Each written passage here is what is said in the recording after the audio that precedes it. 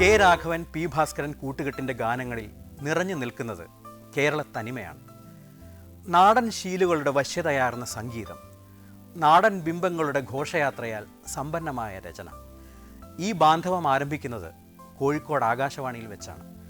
രണ്ടുപേരും all India റേഡിയോയിലെ ഉദ്യോഗസ്ഥരായിരുന്നു. ഈ ടീമിൽ നിന്നും നമുക്ക് ലഭിച്ച അതിമനോഹരമായൊരു ദേശഭക്തി ഗാനമാണ് ഭാരതമെന്നാൽ പാരിൻ നടുവിൽ കേവലം ഒരു പിടി മണ്ണല്ല. ഈ ഗാനം അന്നത്തെ കാലത്ത് ഇത്രയും പെർഫെക്റ്റ് ആയിട്ട് എങ്ങനെ റെക്കോർഡ് ചെയ്തു എന്നതാണ് ചോദ്യം. കാരണം അന്ന് ഇന്നത്തെ പോലെ മൈക്കുകൾ ഇത്രയും അധികം ഇല്ല. ഇന്നാണെങ്കിൽ ഓരോരുത്തർക്കും ഒരു മൈക്ക് കൊടുക്കാം. അന്നാണെങ്കിൽ 3-4 മൈക്ക് വെച്ചിട്ടാണ് ഈ പരിപാടി അവർ ഒപ്പിക്കുന്നത്. അപ്പോൾ സുശീലാമ്മയാണ് മെയിൻ സിംഗർ ഈ ഗാനത്തിൽ. കോറസ് ഉണ്ട്, പിന്നെ ഇത്രയധികം ഓർക്കസ്ട്രയുണ്ട്. അപ്പോൾ സുശീലാമ്മയ്ക്ക് ഒരു മൈക്ക് കൊടുക്കണം, കോറസിനൊരു മൈക്ക് കൊടുക്കണം. ഇതിന് പുറമേയുള്ള ഈ 1-2 മൈക്ക് വെച്ചാണ് ഈ ഓർക്കസ്ട്രയെല്ലാം ഇത്രയും മനോഹരമായിട്ട് നമ്മുടെ മുന്നിൽ ഇതിൻ്റെ ശബ്ദലേഖകൻ കേൾപ്പിച്ചിരിക്കുന്നത്. ആ ശബ്ദലേഖകൻ ആരായിരുന്നാലും അദ്ദേഹത്തിനൊരു സലാം.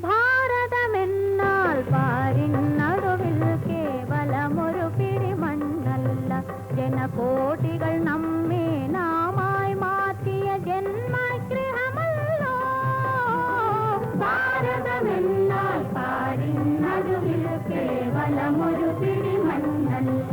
ജനകോടികൾ നമ്മെ നാമായി മാറ്റിയ ജന്മഗൃഹമല്ലോ ഭാരതമെന്നാൽ പാരിൻ നടുവിൽ കേവലമൊരു